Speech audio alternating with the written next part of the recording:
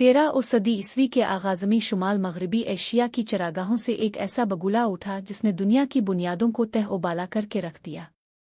चंगेज़ खान की सफ़ाक दानिश की रथ पर सवार मंगोल मौत और तबाही का हरकारा साबित हुए और देखते ही देखते शहर के बाद शहर, इलाके के बाद इलाका और मुख के बाद मुख उनके आगे सुरंगों होते चले गए। महज चंद अशरों के अंदर अंदर खून की होली खेलते, खोपड़ियों के मीनार खड़े करते, हंसते बसते शहरों की राख उड़ाते चंगेज़ खान के जर्नैल बीजिंग से मास्को तक फैली दुनिया की तारीख की सबसे बड़ी मुत्तसिल सल्तनत के मालिक बन गए। अपने उरूज के दौर में मंगोल सल्तनत 3 करोड़ मुरब्बा किलोमीटर पर फैली हुई थी। आज इस इलाके की कल आबादी 3 अरब नफूस पर मुश्तमिल है। लेकिन चंगेज़ खान की कामयाबियां सिर्फ मैदान जंग तक महदूद नहीं थीं। एक और मैदान में भी उसकी फतूहात इतनी ही हैरत अंगेज़ हैं। चंद बरस पहले एक जीनियाती तहकीक से मालूम हुआ कि साबिक मंगोल सल्तनत की हुदूद में रहने वाले 8% के करीब मर्दों के वाई क्रोमोसोम के अंदर एक ऐसा निशान मौजूद है जिससे ज़ाहिर होता है कि वो मंगोल हुक्मरान ख़ानदान से ताल्लुक़ रखता है। इस तहकीक से ये नतीजा निकलता है कि दुनिया में तकरीबन 1 करोड़ 60 लाख मर्द दुनिया के मर्दों की कल तादाद का सिर्फ 5% ऐसे हैं जिनके खून का रिश्ता ऊपर जाकर चंगेज़ खान से जा मिलता है। पाकिस्तान में ये मखसूस निशान हज़ारा कबीले के अफराद के DNA में पाया जाता है, जो वैसे भी खुद को मंगोल कहते हैं। इसके अलावा मुग़ल, चुग़ताई और मिर्ज़ा नामों वाले बाज़ लोग भी अपने आप को मंगोल नस्ल का बताते हैं। मंगोल सल्तनत अपने उरूज के ज़माने में एशिया और यूरोप के बड़े इलाकों पर मुश्तमिल थी। किसी एक शख्स की इतनी औलाद कैसे हो सकती है?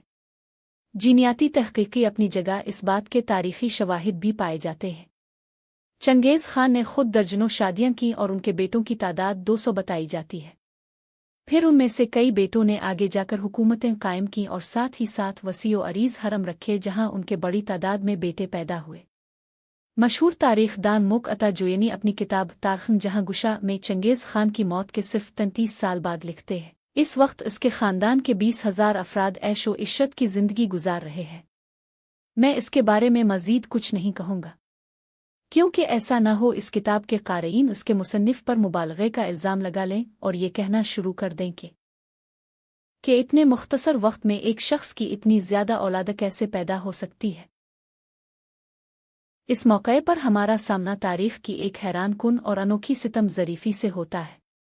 जब चंगेज़ खान की उम्र 60 बरस से तजावुज़ कर गई तो उन्होंने अपने ख़ैमे में अपनी पहली बीवी और मलिक आलिया बोरत्ता खातून के बतन से पैदा होने वाले 4 बेटों जोची, औगदाई, चुग़ताई और तोली पर मुश्तमिल खुसूसी मजलिस कुरूलताई बलवाई, जिसमें उनके जानिशीन के नाम का फ़ैसला होना थे। चंगेज़ खान ने कुरूलताई का आगाज़ कुछ यूँ किया: अगर मेरे सब बेटे ख़ाकान बनना चाहें और एक दूसरे के मातहत काम करने से इनकार दें तो फिर क्या ये वही बात नहीं होगी जो पुरानी कहानियों के 2 सांपों के बारे में कही जाती है, जिसमें से एक के कई सर और एक दम और दूसरे का एक सर और कई दुमें थीं। चंगेज़ खान ने कहानी सुनाई कि जब मुतअद्दिद सरों वाले सांप को भूख लगती थी और वो शिकार करने के लिए निकलता था तो इसके मुतअद्दिद सर आपस में मुत्तफ़िक नहीं हो पाते थे कि किस तरफ जाना है। आखिर कई सरों वाला सांप भूख से मर गया, जबकि कई दमों वाला आराम से ज़िंदगी गुजारता रहा।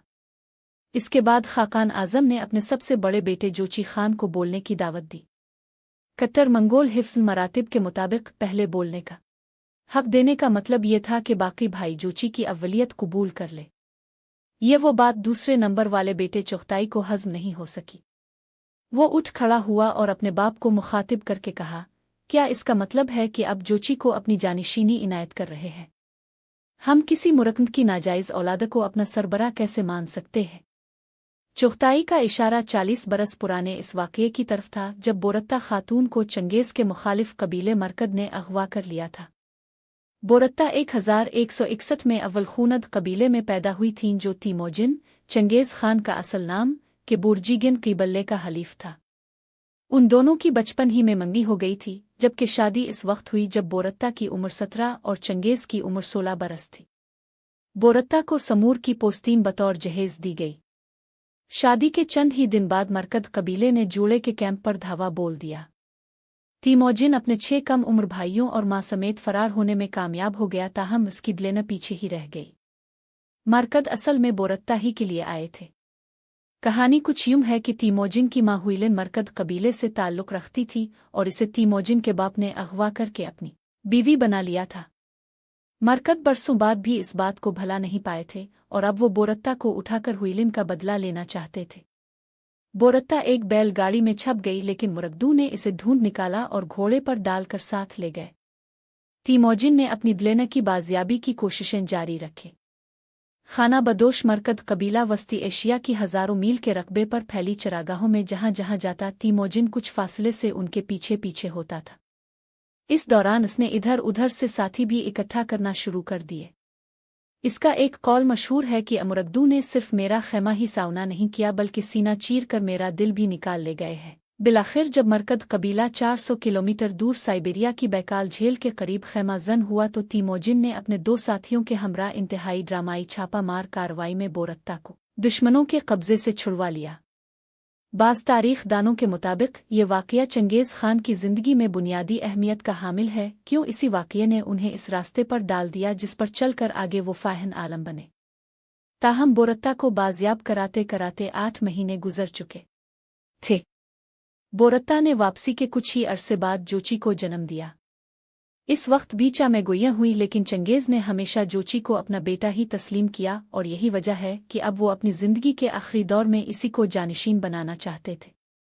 मौजूदा मंगोलियाई चंगेज़ खान को अपने मुल्क का बानी समझते हैं, लेकिन उन्हें अंदाज़ा नहीं था कि 40 बरस बाद यही वाक़या उनके गिले की हड्डी बन जाएगा और उनके अपने बेटे उनके रूबरू के बेटे की वल्दियत को मशकूक करार देंगे। चुगताई ने जब जोची पर इल्ज़ाम धुरा तो जोची चुप न बैठ सका। इसने उठकर चुगताई को थप्पड़ दे मारा और दोनों भाई गुत्थम गुथा हो गए। दरबारियों ने बड़ी मुश्किल से दोनों को छिड़वाया। चंगेज़ खान को अंदाज़ा हो गया कि उनके मरने के बाद तीनों छोटे बेटे कभी भी जोची को बतौर खाकान आज़म कबूल नहीं कर सकेंगे और आपस में लड़कर उसकी सल्तनत को पारा पारा कर देंगे। अब चुगताई ने एक तजवीज़ पेश की जिसकी छोटे भाइयों ने फौरी तायीद कर दी। इसने बीच का रास्ता पेश किया कि ना जोची बल्कि तीसरे नंबर वाले औगदाई को खाकान बना दिया जाए। चंगेज़ खान को चोट तो गहरी लगी थी, लेकिन कोई और चारा नहीं था। उन्होंने कहा, धरती माँ वसी है और उसके दरिया और झीलें बेशुमार हैं। एक दूसरे से दूर दूर खैमे नस्ब करो और अपनी अपनी सल्तनतों पर हुकूमत करो। यह तारीख़ की अजीब व गरीब सितम ज़रीफ़ी है कि आज जिस शख्स की औलाद करोड़ों में बताई जा रही है, इसके अपने बेटों ने इसके मुंह पर इसके मुकर्रर करदा वली अहद को इसका बेटा मानने से इनकार कर दिया था। 18 अगस्त 1227 को आखिरी सांसें लेते वक्त शायद चंगेज़ खान को सबसे ज़्यादा दुख इसी बात का रहा होगा